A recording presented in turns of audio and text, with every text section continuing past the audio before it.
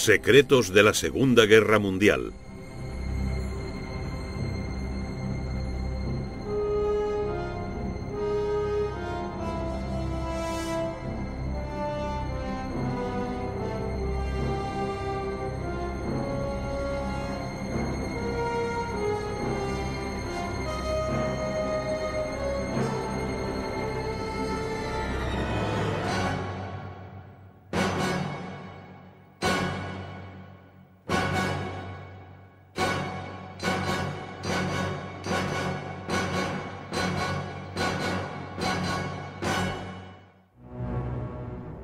Chariots, torpedos humanos.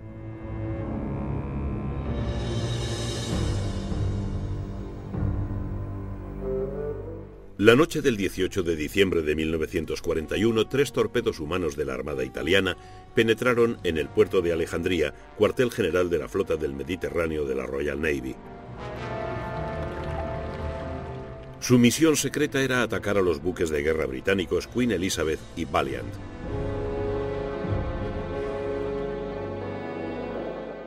Los ingenios que montaba la pareja de tripulantes se llamaban maiale, cerdos. La idea del maiale era muy simple: un torpedo modificado para transportar una carga explosiva desprendible en lugar de la habitual ojiva de guerra.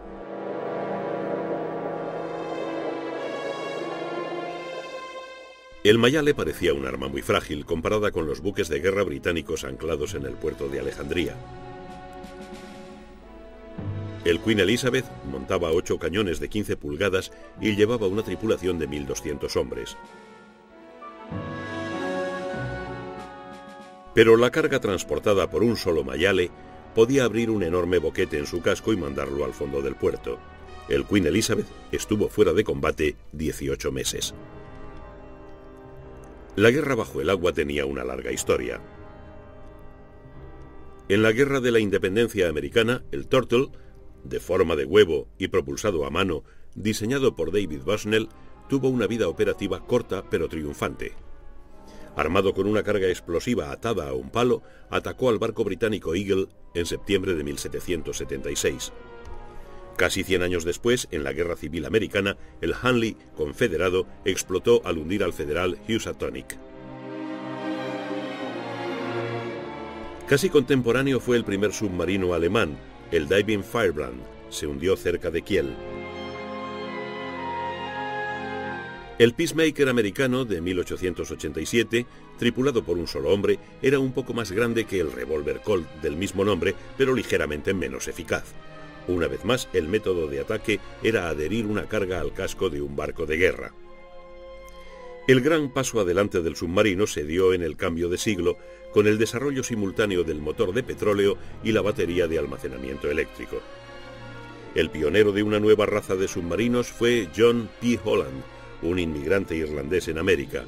Adoptado por la Armada de Estados Unidos en la primavera de 1900, el Holland 6 fue el antepasado de todos los submarinos modernos.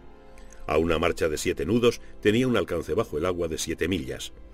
La llegada de submarinos eficaces para la defensa de puertos y costas minó la táctica tradicional del bloqueo. Pero los submarinos no tenían aún la velocidad suficiente para tomar parte en acciones con la flota.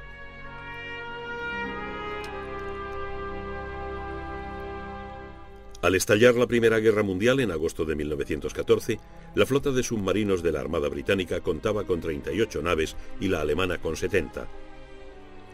Los alemanes habían iniciado también un programa urgente de construcción de efectivos más potentes impulsados por diésel. El día del submarino comenzaba a alborear.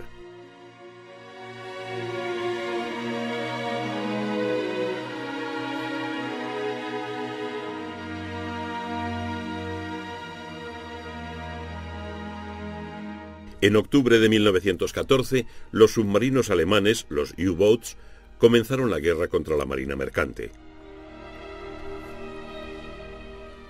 Había comenzado la primera batalla del Atlántico.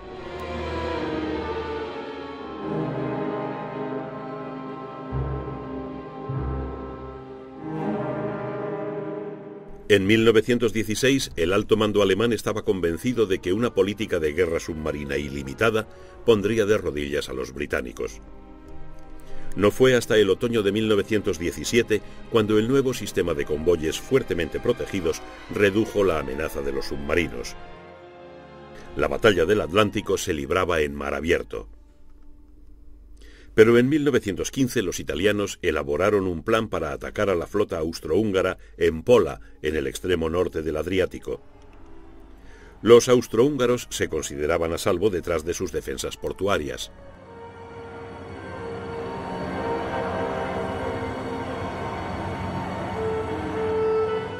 Pero los italianos idearon un atrevido plan para penetrar en ellas. Pero tardó mucho tiempo en llegar a buen término. El capitán de corbeta Raffaele Paolucci y su colega el capitán de corbeta Rossetti pensaron convertirse en torpedos humanos. La noche del 31 de octubre de 1918, con el fin de la guerra a la vista, fueron lanzados desde un torpedero y maniobraron montados en un torpedo modificado conocido como Miñata, sanguijuela, dentro del puerto de Pola. Su objetivo era fijar una ojiva de TNT al buque de guerra Viribus-Unitis. A las 4:30 de la mañana, Paolucci y Rossetti colocaron el torpedo al costado del Viribus-Unitis. Fijaron una de las ojivas al casco del buque. Rossetti activó una espoleta de retardo de 2 horas.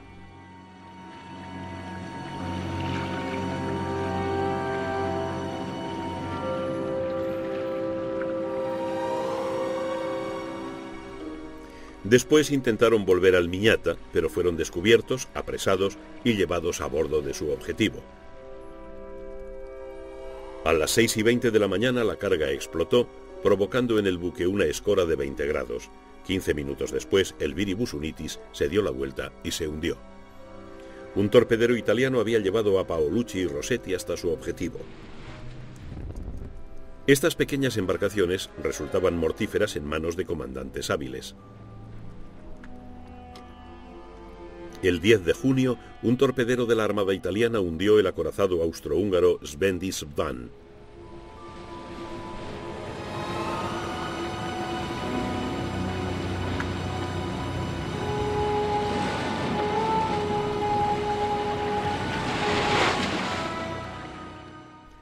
Los italianos nunca perdieron su aptitud para este tipo de operaciones. En la mañana del 19 de diciembre de 1941 se izó el pabellón blanco en el acorazado Queen Elizabeth en presencia del almirante Sir Andrew Cunningham, comandante de la flota del Mediterráneo. Pero Cunningham y todos los oficiales y marineros a bordo del acorazado sabían que aquella ceremonia era una farsa para engañar al reconocimiento aéreo enemigo. El enorme boquete abierto en el casco del acorazado era prueba del éxito de la incursión del Mayale. Los hombres responsables de la operación pertenecían a la 10ª Flotilla Ligera, la 10ª más, una unidad de élite especializada en torpedos humanos y ataques con hombres rana. Las semillas de la unidad habían sido sembradas durante la invasión italiana de Etiopía en 1935. Aquella fue una guerra desigual, un ejército moderno luchando contra tribus armadas con viejos mosquetes. La invasión, que desató la crítica internacional, subrayaba ante el alto mando italiano la debilidad de la posición estratégica de Italia en el Mediterráneo.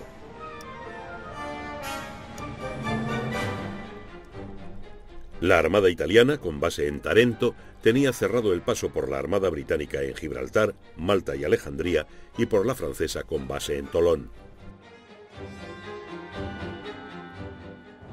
Italia era solo la tercera potencia naval en el Mediterráneo, sobrepasada en número de acorazados por británicos y franceses. Además, carecía de portaaviones.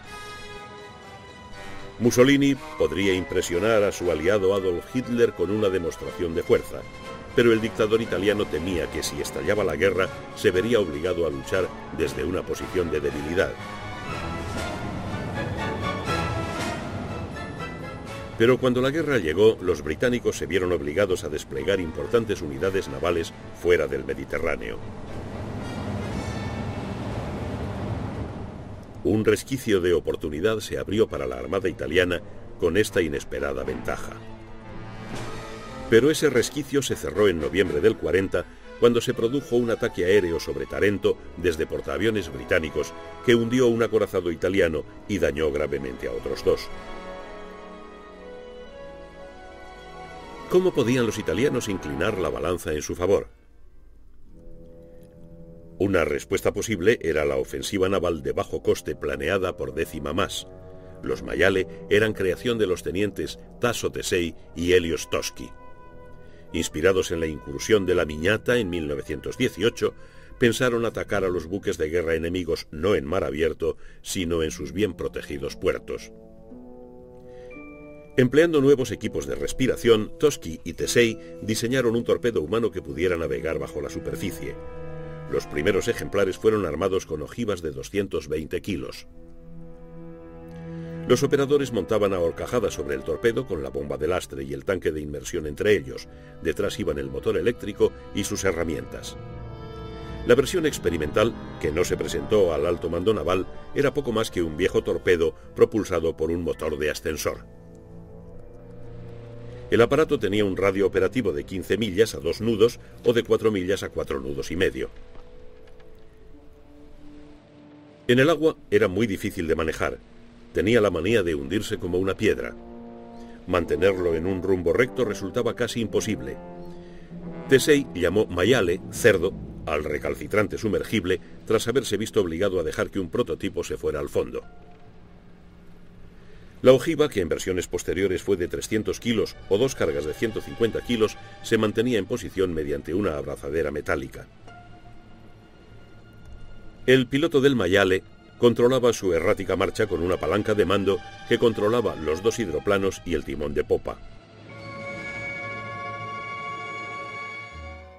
El procedimiento de ataque de la tripulación incluía el posicionamiento del Mayale al costado del objetivo. Se tendía un cable bajo el casco, dejando suspendida la carga bajo la quilla.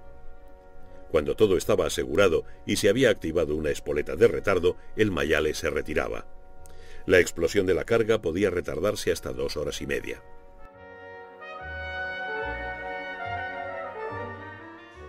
Se estableció una base para la Decima Mas en un solitario lugar en Boca di Serchio, en la costa occidental italiana. En contraste con el resto de los servicios armados italianos, no se hacían muchas distinciones entre oficiales y otros rangos. La Decima Mas era una unidad muy unida. A comienzos de 1940, la Decima Mas realizó sus primeros ejercicios en el Golfo de la Spezia. Un viejo crucero, el cuarto, sirvió de blanco. 2 de los 3 mayales involucrados se averiaron, pero el tercero consiguió fijar una falsa ojiva al crucero. La idea se había hecho realidad.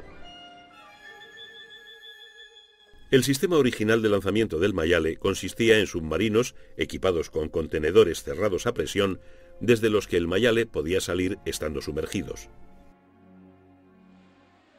Se pretendía que el Mayale actuara junto con los buceadores de asalto de la 10ª flotilla, armados con pequeñas minas Lapa. Las llevaban en bolsas sujetas a la cintura y las fijaban a los cascos de sus objetivos. La mina, de 4,5 kilos, era particularmente ingeniosa. Estaba activada por una pequeña hélice que la armaba lentamente cuando el buque se ponía en marcha.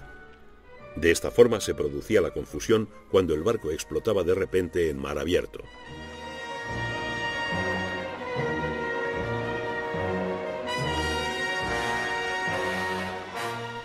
Alejandría era el objetivo principal de los Mayales, pero su primera operación en agosto de 1940 se vio abortada cuando el submarino que los transportaba fue atacado y hundido por los aparatos de un portaaviones británico.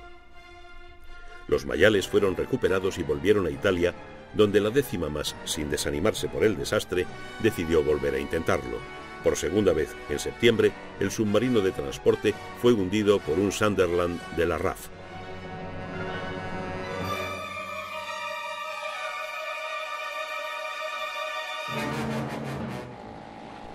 Durante más de un año, la Decima Mas abandonó las operaciones en el Mediterráneo Oriental para concentrarse en el ataque a Gibraltar. No fue hasta el invierno del 41 cuando volvieron otra vez su atención hacia Alejandría y a los acorazados Queen Elizabeth y Valiant.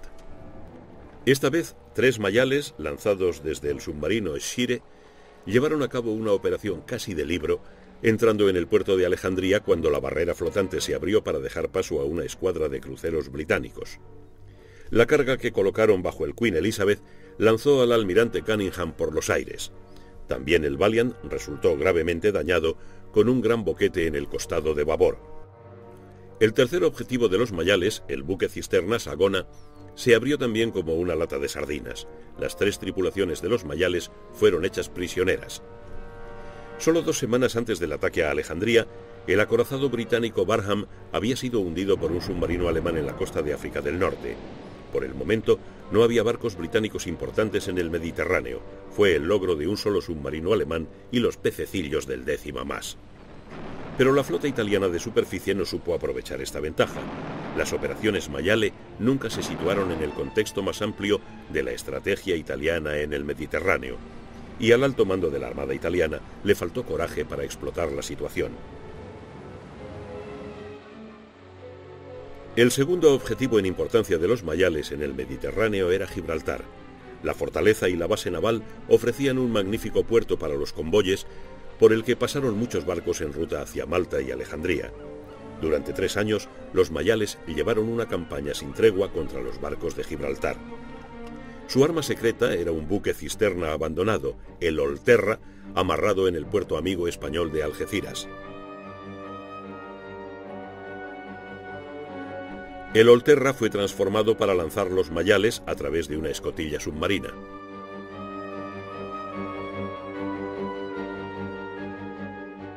En diciembre del 42, el Olterra estaba listo para el primer ataque de los mayales. Sus objetivos eran el acorazado Nelson y los portaaviones Formidable y Furious. La operación fue un fracaso. Solo regresaron un mayale y uno de los 6 hombres de la misión. A pesar de todo, los italianos decidieron conservar los servicios del Olterra como base futura para sus operaciones contra Gibraltar. Los británicos tenían una imagen bastante clara de 10ª más desde el otoño del 40, cuando un fracasado ataque a los barcos de Gibraltar puso un mayale naufragado en sus manos. Sin embargo, seguían ignorando la carga oculta en las entrañas del Olterra. La amenaza a los barcos aliados estaba a menos de 1 milla de Gibraltar.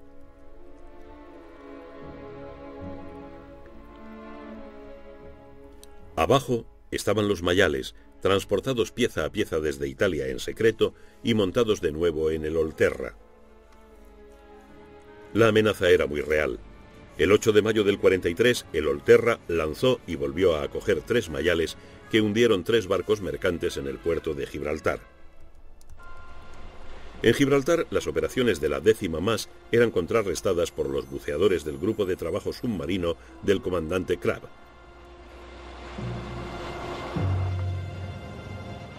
Durante casi 3 años, los mayales ejercieron una presión sobre los barcos de Gibraltar desproporcionada para el tamaño de 10ª más y los recursos que recibía de la Armada italiana. El uso del Olterra, un flagrante desafío a la neutralidad española, había permitido a la 10ª más llevar la guerra hasta el enemigo. El 3 de septiembre del 43, Italia se rindió a los aliados. La mayor parte de la flota italiana pasó a manos aliadas. La aviación alemana hundió el acorazado Roma antes de que pudiera encontrar refugio en el campo de internamiento de Malta. No fue una guerra gloriosa para la Armada italiana.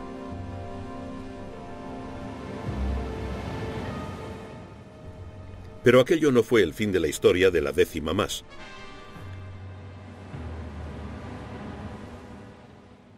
Los mayales volverían a entrar en acción antes de que terminara la guerra en Europa. Algunos de los hombres de la 10ª más habían permanecido leales a Mussolini, pero privados de la mayor parte de su equipamiento, se vieron limitados a unos cuantos ataques rápidos contra los barcos aliados. Los que se pasaron a los aliados combatieron junto a los submarinistas británicos.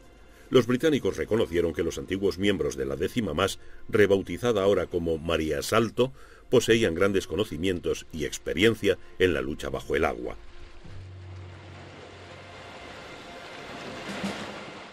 Se lanzó una serie de operaciones contra unidades de la flota italiana que habían caído en manos alemanas en los puertos del norte de Italia.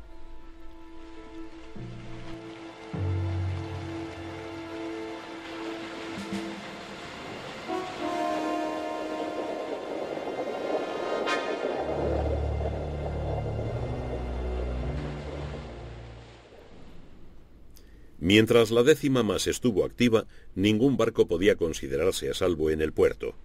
Sus oficiales y sus hombres eran maestros en una sigilosa guerra bajo el agua que requería mucho ingenio y mucho valor.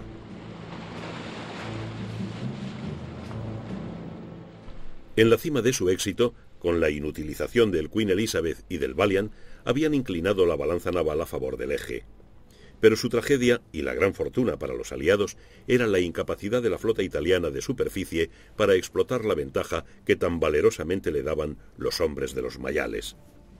Otro aspecto de la guerra submarina italiana que no llegó a realizarse fue un plan de 1943 para atacar a los barcos del puerto de Nueva York, empleando un submarino de bolsillo de la clase C.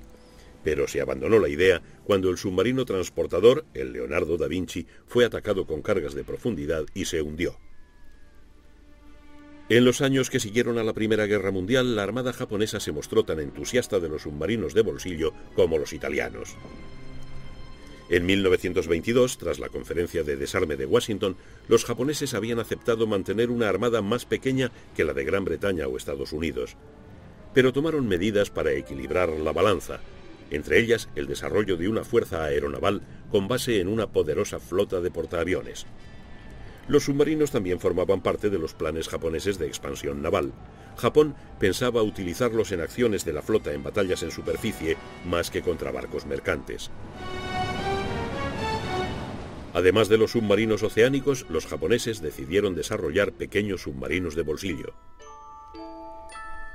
En los años 30, los japoneses siguieron adelante con un programa secreto para desarrollar un submarino de bolsillo, el Kohyoteki, de propulsión eléctrica y con 2 tripulantes. Adoptado por la Armada en 1940, el Kohyoteki montaba 2 tubos a proa que lanzaban torpedos propulsados por oxígeno. El desarrollo de los submarinos de bolsillo se hizo más urgente a medida que empeoraban las relaciones de Japón con el resto del mundo. Desde el verano del 37, los japoneses hacían una guerra a gran escala contra China, en la que tomaron toda la costa y grandes franjas de la China interior. La otra gran potencia del Pacífico, Estados Unidos, se había mantenido al margen. No fue hasta el otoño del 40 cuando el presidente Roosevelt dio un paso para detener el avance japonés que había engullido ya la Indochina francesa. En julio del 41 impuso un duro embargo comercial. Japón tenía que renunciar a sus conquistas o ir a la guerra para conseguir las materias primas que los americanos le negaban. Los japoneses eligieron la guerra. Parte esencial de los planes de guerra japoneses consistía en eliminar con sus portaaviones a la flota americana del Pacífico con base en Pearl Harbor, en Hawái. Si sus destructores y portaaviones podían ser destruidos en un ataque preventivo, Japón tendría las manos libres para conquistar vastos territorios en el lejano Oriente y el Pacífico. La Armada japonesa había pensado en un principio emplear sus submarinos de bolsillo para un encuentro decisivo al estilo de la batalla de Jutlandia. Pero el comandante de la flota combinada, el almirante Yamamoto, había conseguido la aprobación para el ataque a Pearl Harbor. ¿Qué papel podían tener los submarinos de bolsillo si los buques de guerra de la flota del Pacífico iban a ser hundidos en sus amarres? La respuesta, aprobada por Yamamoto, era incorporar los submarinos al plan de ataque, transportados hasta sus objetivos por submarinos más grandes de la clase C-1. Los C-1 y una fuerza submarina de apoyo zarparon rumbo a Pearl Harbor el 28 de noviembre de 1941, 2 días después de la partida de los portaaviones de Yamamoto.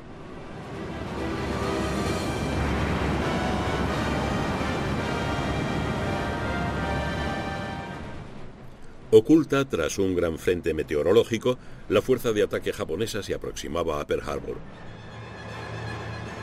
A las 6 de la mañana del 7 de diciembre, cuando despegaba de los portaaviones el primer avión, uno de los minisubmarinos japoneses fue descubierto en la entrada de Pearl Harbor y hundido por una patrullera. No saltó ninguna alarma en la base naval americana. La sorpresa fue total 2 horas después, cuando los primeros aviones japoneses emergieron de entre las nubes. Simultáneamente, 2 submarinos de bolsillo japoneses traspasaron las defensas del puerto para unirse al ataque contra los buques anclados en fila. Más tarde los japoneses afirmaron que uno de ellos había hundido al acorazado Arizona. No hubo supervivientes. Otro submarino hizo frente a un destructor antes de ser barrido. El único de los 3 tripulantes que sobrevivió se convirtió en el primer japonés prisionero de guerra. Un cuarto submarino fue rescatado y pasó a formar parte de un rompeolas. El destino del quinto Kōhyōteki sigue sin conocerse. La ofensiva de los submarinos de bolsillo se renovó en mayo del 42, cuando el acorazado británico Ramillies fue torpedeado y dañado gravemente en Madagascar, en el Océano Índico. Simultáneamente, 3 Kōhyōtekis atravesaron las fuertes defensas del puerto de Sídney. Uno de ellos no consiguió hundir al crucero americano Chicago. No le acertó con sus 2 torpedos, uno de los cuales voló un ferry utilizado como dormitorio flotante del personal naval. 2 de los submarinos fueron hundidos en el puerto y posteriormente recuperados. Uno de ellos, el I-22, estaba prácticamente intacto a pesar de haber sido atacado con cargas de profundidad. Fue sometido a un minucioso examen. Aunque el segundo submarino, el I-27, no era más que un montón de restos, sus torpedos estaban intactos y hubo que desactivarlos. Los 4 miembros de la tripulación fueron incinerados y sus cenizas volvieron a Japón. Los submarinos de bolsillo dieron la vuelta a Australia en una gira para vender bonos de guerra.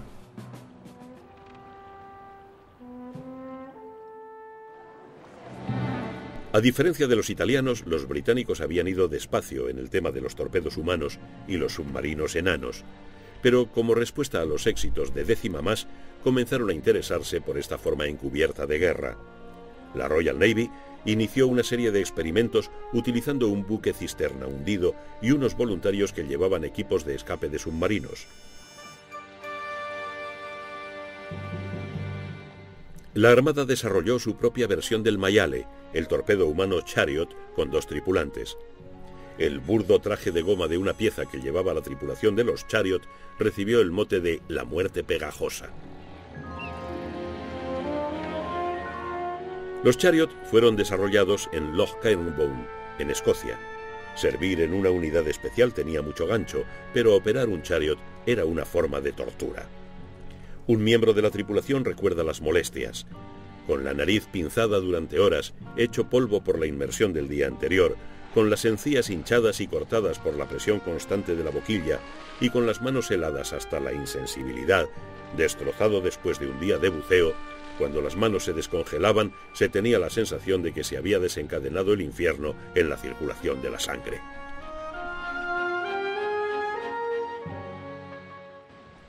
El objetivo elegido para los Chariots fue el acorazado alemán Tirpitz. Desde enero del 42, el Tirpitz estaba fondeado en Noruega.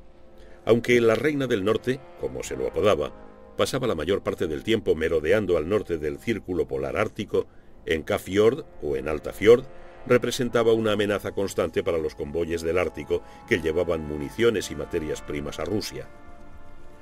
Había que eliminar aquella amenaza para los convoyes.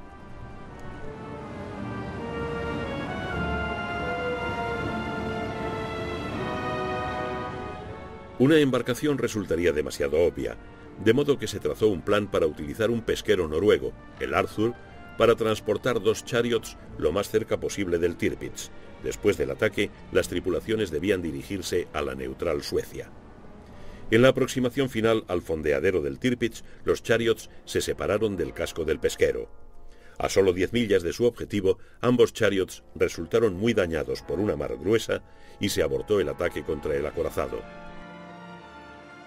Las operaciones con Chariots fueron trasladadas al Mediterráneo, donde unos cuantos equipos tenían su base en la isla de Malta.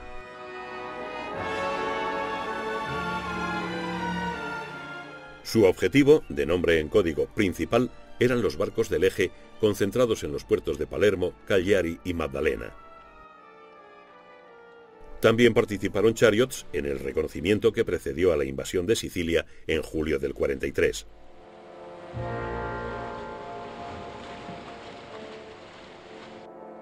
En junio del 44, unidades submarinas italianas y británicas juntaron sus fuerzas cuando se emplearon los Chariots contra dos cruceros italianos, el Bolzano y el Gorizia, que los alemanes pensaban hundir como barcos de bloqueo en la base naval de La Spezia. Uno de los Chariots consiguió fijar cargas al Bolzano, que le dieron la vuelta al explotar. Fue una operación arriesgada, especialmente para los tripulantes del Chariot y los buceadores Gamma, que podían haber sido fusilados al caer en manos alemanas. El final de aquellas operaciones fue un ataque al portaaviones italiano en construcción Aquila en el puerto de Génova en abril del 45. El ataque causó graves daños a su sistema de defensa antitorpedos.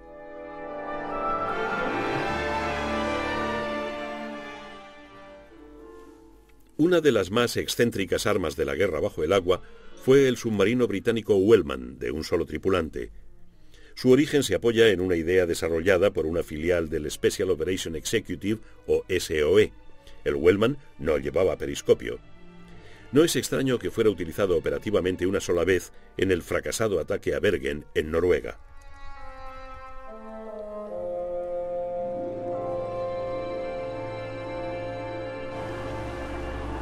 Igualmente ingeniosa era la Mobile Flotation Unit, diseñada para servir de base sumergible a las operaciones de comandos. La unidad estaba diseñada para ser remolcada hasta unas cuantas millas de su objetivo, haciendo el recorrido restante con su propia energía. Una vez en posición frente a la costa enemiga, se inundaba y se sumergía. Unos temporizadores a bordo aseguraban que la unidad volviera a la superficie para recibir a su tripulación cuando volviera.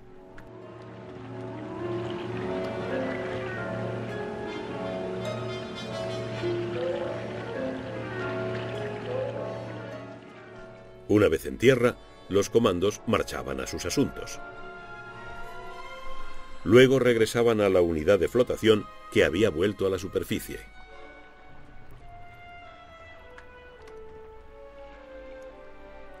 Y se iban a todo trapo para reunirse con su barco nodriza.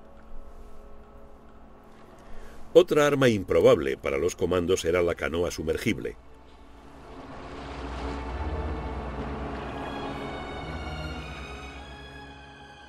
Diseñada para eliminar redes y obstáculos enemigos, la canoa podía dirigirse hacia su objetivo con un riesgo mínimo de ser avistada.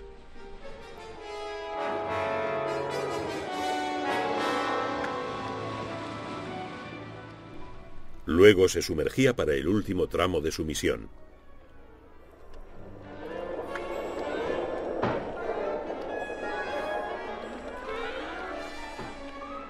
El operador podía fijar dos minas Lapa de 2,5 libras al casco del objetivo antes de alejarse para reunirse con su transporte.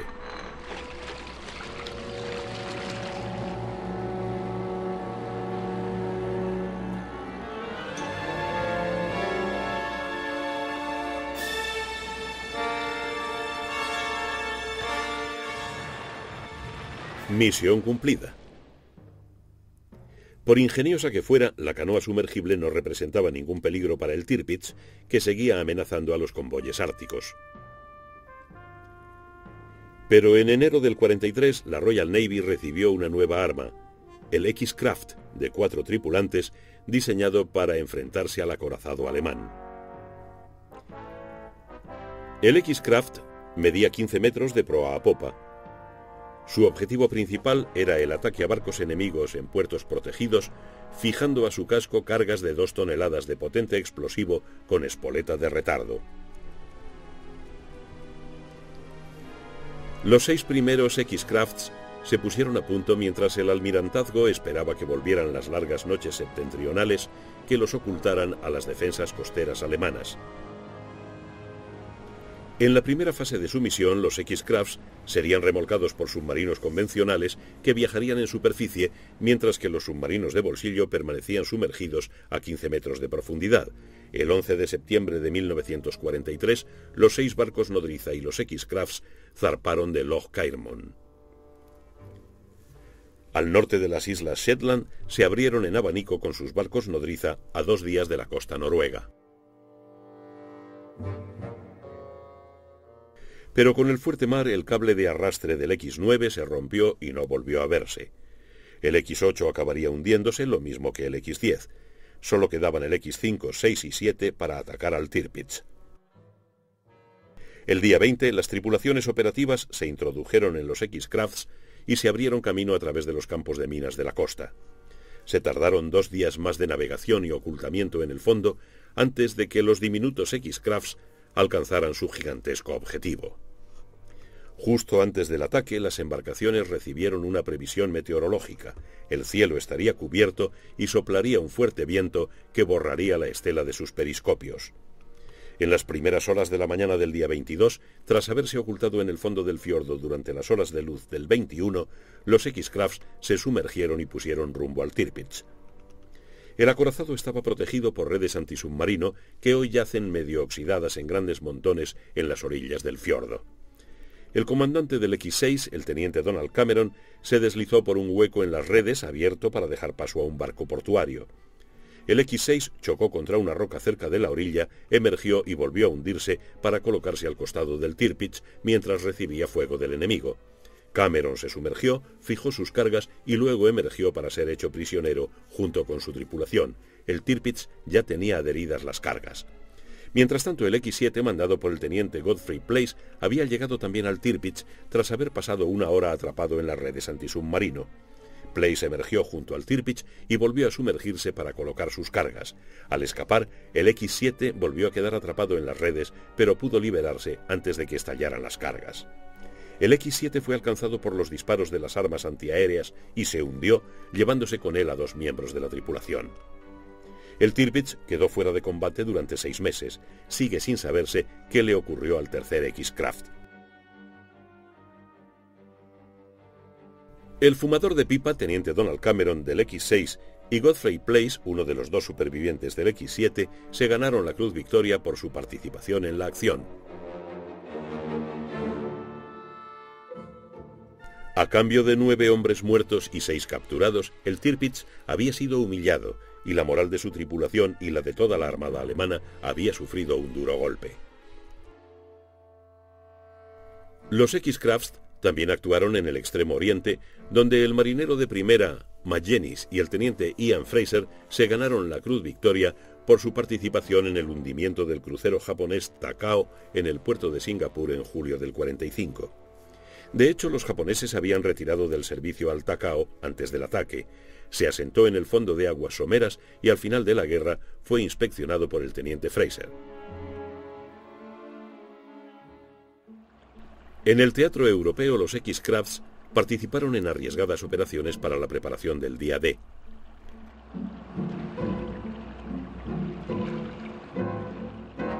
Su misión consistía en desembarcar hombres de operaciones combinadas en playas seleccionadas de Normandía bajo las barbas del enemigo para tomar muestras de arena para su análisis.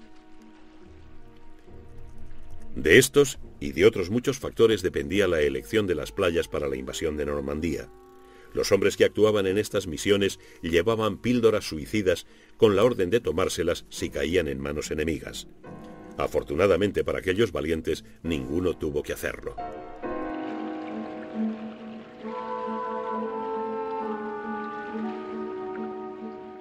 A medida que se aproximaba el día D, se encomendó una nueva misión a los X-Crafts.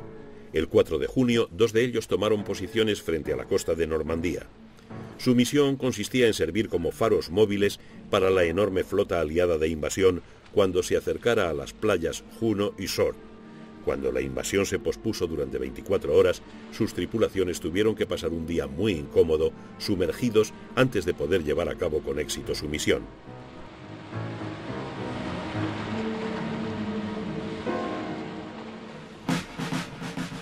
En 1943, ante los crecientes temores a una invasión que se produciría un año después, la Armada alemana inició su propio programa para la construcción de submarinos de bolsillo. Fue el K-Verband, o Pequeña Unidad de Combate, creado cerca de Lübeck bajo el mando del almirante Helmut Heye.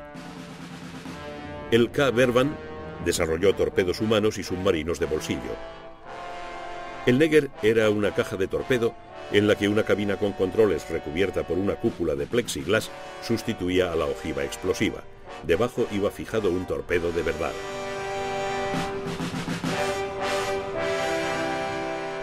El Ingenio era propulsado por un motor eléctrico y alcanzaba una velocidad de ataque de 30 nudos. Una versión posterior, el Marder, incorporaba un tanque de inmersión que le permitía sumergirse a una profundidad de 20 metros durante periodos muy cortos. El operador respiraba mediante un equipo autónomo.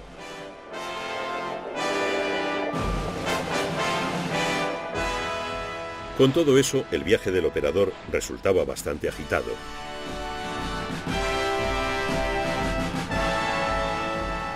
«23 Neggers fueron utilizados contra el desembarco aliado en Anzio, en Italia, pero ningún barco resultó hundido.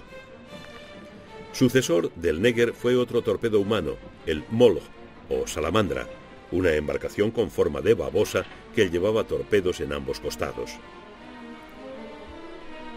El Molch resultaba extraordinariamente difícil de manejar.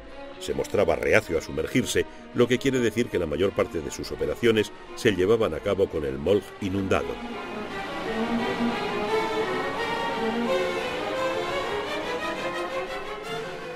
En febrero de 1945 se habían completado casi 400 salamandras, pero no hay constancia de que entraran en acción.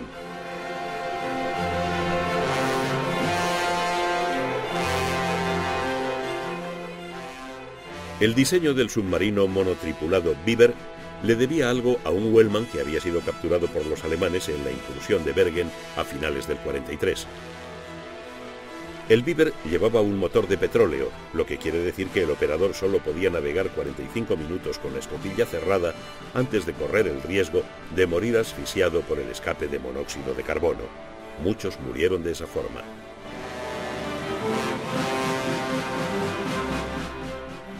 La mejor de las armas alemanas fue el submarino Seehund, de 2 tripulantes. Se inspiraba en el X-Kraft, pero el Seehund llegó muy tarde a la guerra naval. Entró en servicio a comienzos de 1945. El Seehund operó en la costa de Holanda e incluso llegó a penetrar en el estuario del Támesis. Al final de la guerra, los Seehund habían hundido 9 barcos enemigos con un total de 18.500 toneladas. 35 de los 285 que entraron en servicio fueron destruidos en sus misiones. Los Seehund se usaron también para llevar suministros a la guarnición alemana de Dunkerque hasta el final de la guerra. Durante el ataque, el Seehund se mantenía a cota periscópica y era dirigido hacia el objetivo por el comandante. Si esta arma y sus bien entrenadas tripulaciones hubieran estado disponibles para la Armada alemana en junio del 44, podrían haber causado graves daños a la flota invasora aliada.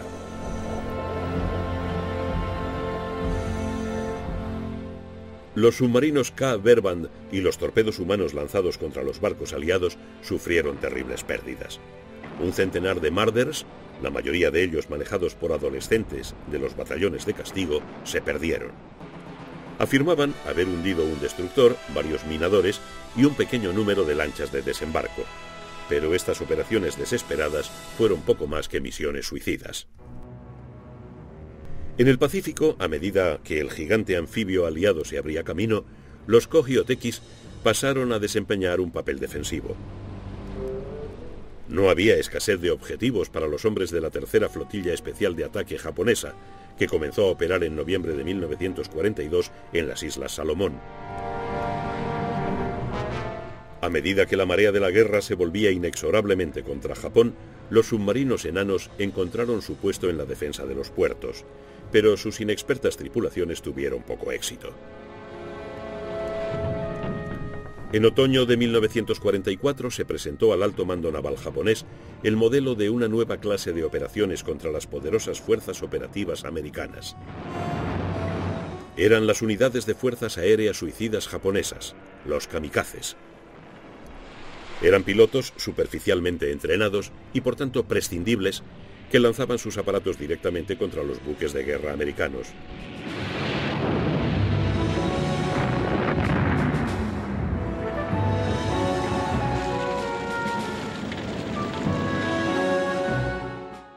La Armada japonesa diseñó su propia embarcación suicida, el Kaiten, o agitador celestial, basado en el poderoso torpedo tipo 93, lanza larga. A una velocidad máxima de 30 nudos, el Kaiten tenía que ser guiado hacia el objetivo por su operador, que solía ser un piloto aeronaval experimentado. Una vez que se cerraba la escotilla, no podía salir. Para transportar los Kaiten se adaptaron un crucero ligero y 16 submarinos.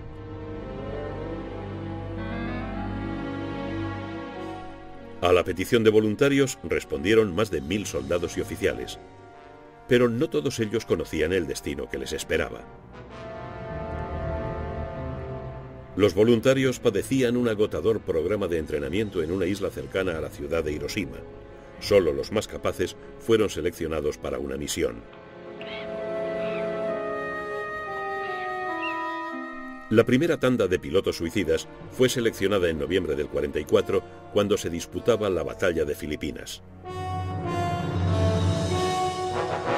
Los americanos habían desembarcado en la isla de Leyte el 20 de octubre de 1944, desencadenando una serie de feroces batallas en la tierra y en el mar. Los Kaiten estaban listos para entrar en acción.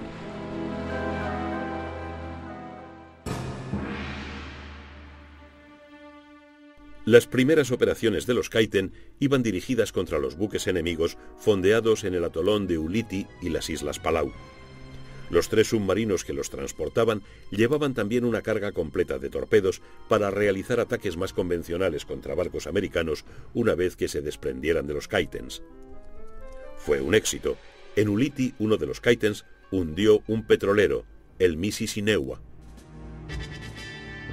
Pero los informes de la prensa japonesa sobre las primeras incursiones de los Kaitens fueron muy exagerados.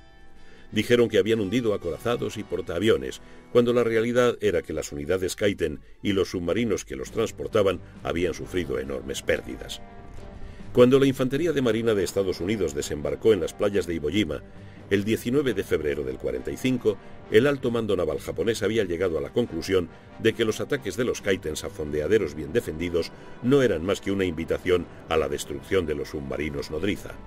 A regañadientes, decidieron lanzar ataques contra barcos en mar abierto, la cadena de suministro que mantenía a las tropas americanas en Iwo Jima. La operación, cuyo nombre en clave era Chihaya, incluía 3 submarinos que transportaban un total de 16 Kaitens. Pero fue un fracaso total. 2 de los submarinos fueron hundidos y el tercero regresó a la base sin haber conseguido lanzar sus Kaitens.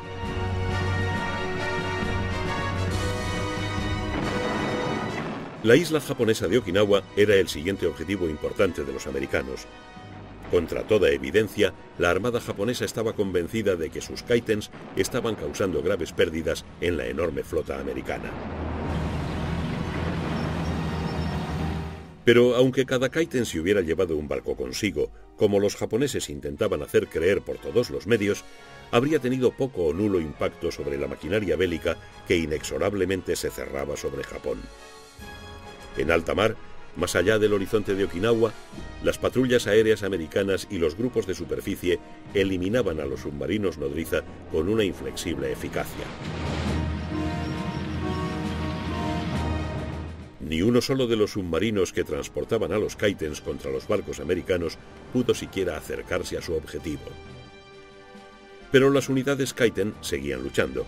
Antes de cada misión recibían la cinta ritual, bebían una taza de sake purificador y se les entregaba una espada ceremonial.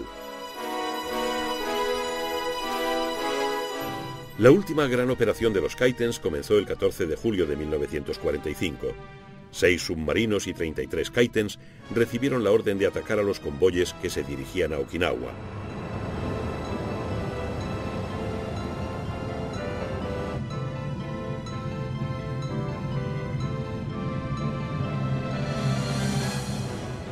Una semana después, el destructor americano Underhill se hundió tras una gran explosión producida por el choque contra uno de los Kaitens lanzados por el submarino I-53. 10 oficiales y 102 marineros murieron en la explosión.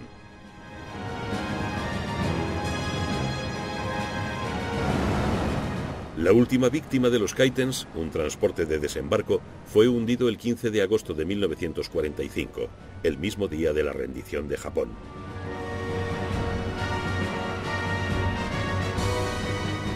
Las operaciones de los Kaitens le habían costado a la Armada japonesa 8 submarinos y 900 oficiales y marineros a cambio de un resultado inapreciable. Como sus camaradas muertos, los pilotos Kaiten supervivientes eran hombres valientes y entregados, pero eran hombres que luchaban por una causa condenada. Los torpedos de la Armada japonesa habían hecho mucho más daño antes de que se les añadiera un sistema de guía humano. Desde los días del submarino de Holland, el peligro ha acechado bajo las olas. Ni siquiera los más grandes buques de guerra han estado a salvo de estas embarcaciones si son manejadas con habilidad y osadía. El Mayale italiano y sus copias británicas, los Chariots, demostraron que en las manos adecuadas podían asestar un golpe mortal a las mayores unidades enemigas. Pero para ello hacía falta un valor y un aguante inmensos. Los submarinos enanos alemanes y japoneses requerían un valor diferente: luchar por una causa perdida contra toda probabilidad con armas que eran poco más que trampas mortales. Pero cuando la tecnología y el entrenamiento marchan codo con codo, los submarinos de bolsillo y los torpedos humanos han demostrado ser armas mortales.